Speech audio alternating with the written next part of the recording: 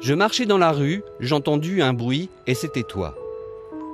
Raphaël Daniel nous présente ce mois-ci Jugend, j'ai bien dit Jugend, son premier court-métrage autoproduit. Et à format court, l'autoproduction difficile à faire, on aime. Alors Jugend, j'ai bien dit Jugend, parle de haïku et d'une vie pas super marrante pour une jeune demoiselle. Donc pour commencer, j'ai donc fait l'université, Paris 3, Sorbonne Nouvelle, et avant, j'avais pas vraiment envie de faire du cinéma. C'est à partir de ce moment-là en fait que j'ai commencé à avoir envie de faire du cinéma. Je voulais être chef-op, donc j'ai passé des concours à des écoles. Et finalement, je me suis rendu compte, en faisant ce film, que ça me plaisait plus la réalisation.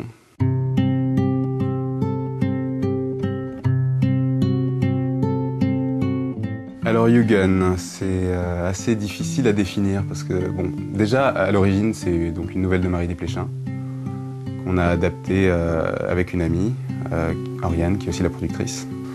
On a découvert cette nouvelle, on a été enchantés. À l'origine on partait vraiment pour un 5 minutes ou quelque chose comme ça. Finalement on s'est retrouvé avec un 23 minutes.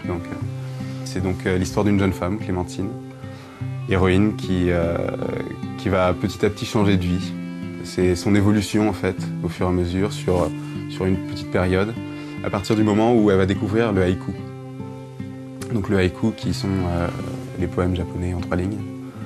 Donc voilà, en fait on la suit comme ça, c'est vraiment, j'ai un ami qui me dit c'est l'histoire d'une femme, ouais, c'est l'histoire d'une femme, c'est-à-dire que c'est vraiment une petite histoire comme ça, une histoire de vie. En soi le haïku est intéressant pour l'histoire puisque c'est vraiment, il y a cet esprit un petit peu, voilà, cet esprit très japonais, essayer d'atteindre l'essence des choses par la simplicité, par quelque chose de très simple. C'est-à-dire que là, on est parti sur une base, voilà, 3 petites phrases qui amènent à l'essence des choses, à l'essence d'un moment, par exemple. C'est typique, enfin, on retrouve ça dans l'estampe, on retrouve ça dans le zen, on retrouve ça dans beaucoup de choses. Et donc, il y a quand même un enjeu. C'est-à-dire que le haïku, là, correspond bien à l'état d'âme du personnage qui est dans une vie qui ne la satisfait pas et qui a besoin vraiment de faire le ménage et de l'épurer petit à petit. C'est-à-dire qu'à l'origine, Jugend, la nouvelle en soi, c'est plutôt une nouvelle un petit peu légère, qui fait rire, mais qui est quand même profonde dans son sujet, puisque c'est quand même une femme qui change de vie. Et donc, tout l'enjeu était de transformer ça en image, arriver à donner cette même impression de légèreté, mais en même temps de profondeur. Donc il y a eu comme ça, un questionnement au niveau du genre, forcément. C'est-à-dire, qu'est-ce qu'on fait? Est-ce qu'on fait une comédie? Est-ce qu'on fait un film plus...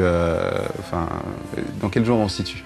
J'ai décidé d'essayer de mélanger les genres, d'avoir un basculement. C'est-à-dire que le film commence sur le ton de la comédie et petit à petit va vers quelque chose de plus contemplatif.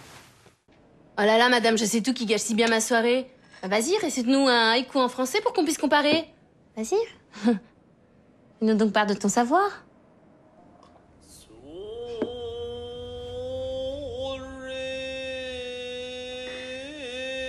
Pauvre con, je vous emmerde, je me casse.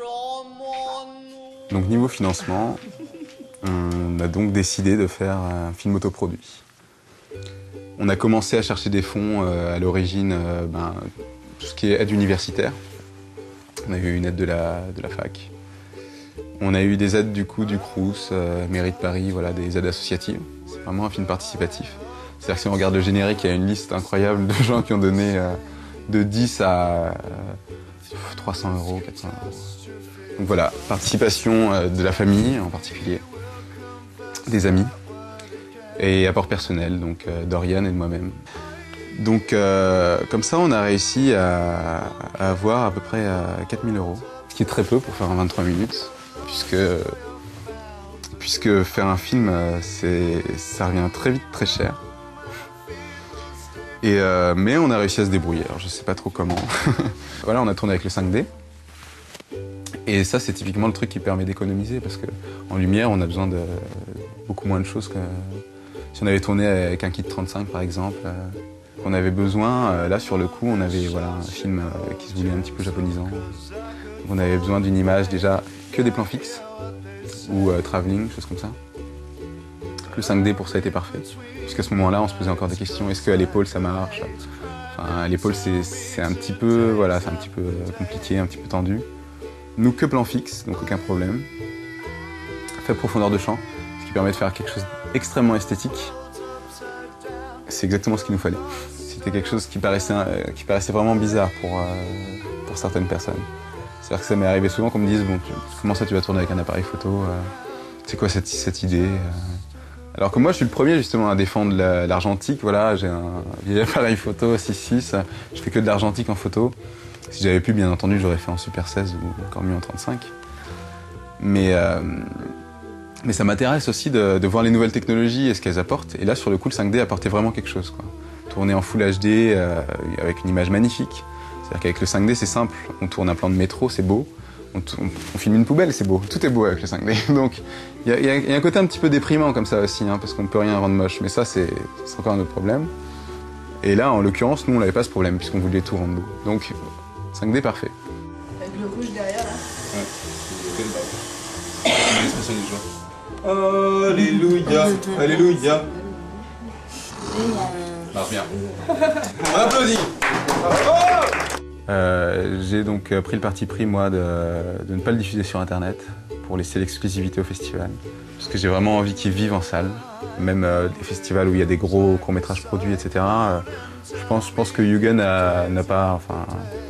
a presque l'air d'un film produit, c'est-à-dire qu'au final, on a quand même quelque chose d'extrêmement fini, quoi. Donc voilà, on va tout essayer, on va essayer de le montrer le plus possible. Un petit haïku pour finir.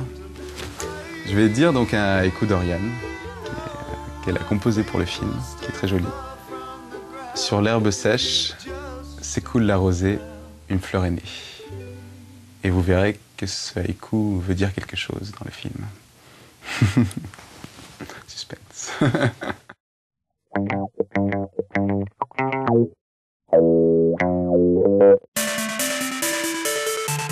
Le pixel art façon rétro gaming est très en vogue en ce moment et c'est géant, génial, formidable. Bref, Maceo Frost, un jeune réalisateur suédois de 19 ans, oui j'ai bien dit 19 balais, a réalisé un clip incroyable pour le groupe Pato Pou ou Pato Caca. Encore une fois, les références sont omniprésentes et leurs transitions sont bluffantes, saisissantes, troublantes, enfin bref, une nouvelle perle.